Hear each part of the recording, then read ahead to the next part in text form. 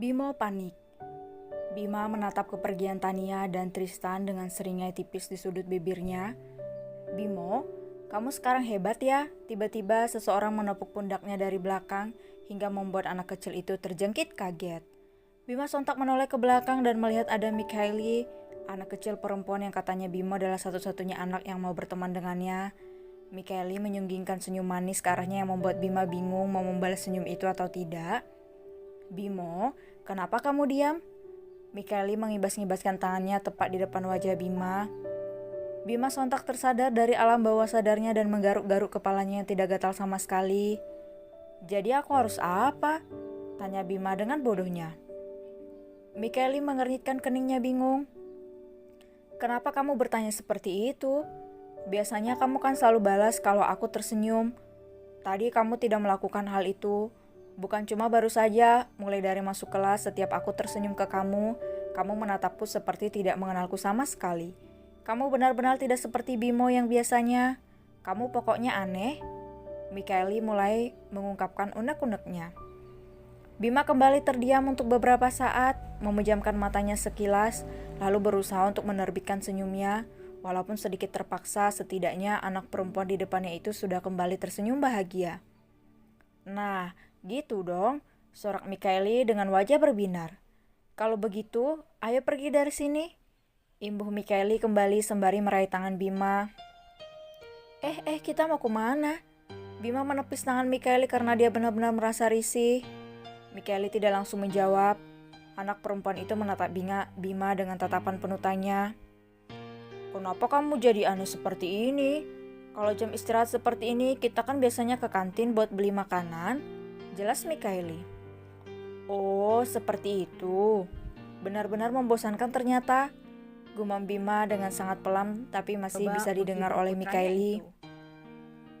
Membosankan? Maksudmu aku membosankan ya? Cetus Mikhaili dengan mata yang mulai berkaca-kaca ingin menangis. Bukan seperti itu. Aku memang...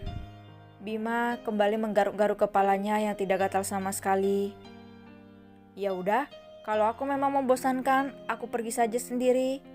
Mikhaili mengerucutkan bibirnya. Oh, ya udah hati-hati ya.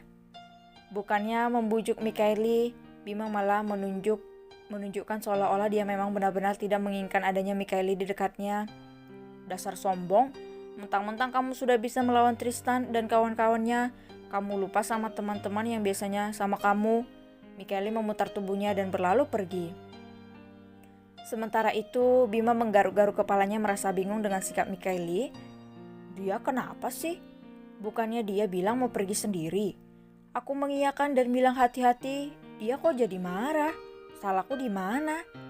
Bima menggerutu dalam hati sembari berlalu pergi, berlawanan arah dengan Mikhaili.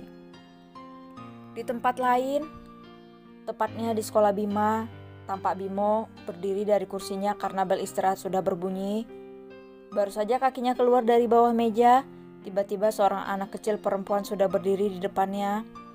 Anak kecil perempuan itu tidak lain adalah Ayunda, anak kecil yang diceritakan oleh Bima suka mengganggunya. Bima mau ke kantin ya? Ayo kita sama-sama ke sana, ucap anak kecil itu dengan raut wajah berbinar. Bima tidak langsung mengiyakan maupun menolak, justru dia menelisik wajah Ayunda dengan dalam-dalam. Dia tidak seburuk yang diceritakan oleh Bima. Apa iya aku harus mengabaikannya seperti yang diminta oleh Kak Bima? Bisik Bimo pada dirinya sendiri. Bimo, kamu tidak mau lagi ya? Wajah Ayunda berubah sendu. Melihat wajah sendu Ayunda membuat Bimo semakin merasa tidak enak karena memang dia memiliki hati seperti Clara. Tanpa sadar bibir Bimo melengkung ke atas membentuk sebuah senyuman. Melihat hal itu, mata Ayunda sontak membesar, terkesiap kaget melihat anak laki-laki itu tersenyum padanya. Kamu tersenyum padaku, Bima. Biasanya kalau aku menghampirimu saja kamu sudah meminta aku untuk pergi dan meminta untuk tidak diganggu. Wah, kamu benar-benar berubah, sorak Ayunda dengan raut wajah bahagia. Bibir Bimo yang semula tersenyum sontak menyurut. Waduh, gawat. Bisa habis aku sama Kak Bima kalau dia tahu ini. Bimo menggaruk-garuk kepalanya yang tidak gatal. Sementara itu Ayunda kembali bingung melihat wajah Bimo yang kembali datar. Anak kecil itu semakin mendekatkan tubuhnya ke arah Bimo hingga membuat anak laki-laki itu melengos menghindar. Hei, kamu bukan Bima ya? Celutuk Ayunda tiba-tiba. Enak saja, jadi menurutmu aku siapa? Wajah Bimo sontak berubah pucat. Seingatku, Bima ada tai lalat di belakang telinganya, tapi kenapa sekarang tidak ada itu berarti kamu bukan Bima? Lagian suaramu juga seperti bukan suara Bima. Ayunda memicingkan matanya curiga. Sial, bisa-bisanya dia tahu tentang Bima sedetail itu. Suara berbeda sedikit saja dia tahu. Benar-benar pengagum berat Bima nih. Bimo menggerutu di dalam hati. Hei, kenapa kamu diam? Kamu bukan Bima kan? Ulang Ayunda memastikan. Bimo sontak memutar matanya merasa jengah. Jadi menurutmu aku siapa? Emangnya tai lalat itu tidak bisa dihilangkan? Lagian kenapa dengan suaraku? Aku rasa suaraku biasa saja. Bimo berusaha bersikap normal padahal jantungnya sudah berdetak dengan cepat. Wajah Ayunda yang tadinya curiga tiba-tiba berubah berbinar. Anak perempuan itu mendekatkan mulutnya ke telinga Bima. Kalau tai lalat bisa dihilangkan, kasih tahu dong bagaimana caranya. Asal kamu tahu, aku mau kasih tahu kamu satu rahasia. Di perutku aku juga punya tai lalat. Aku tidak suka dan mau menghilangkannya.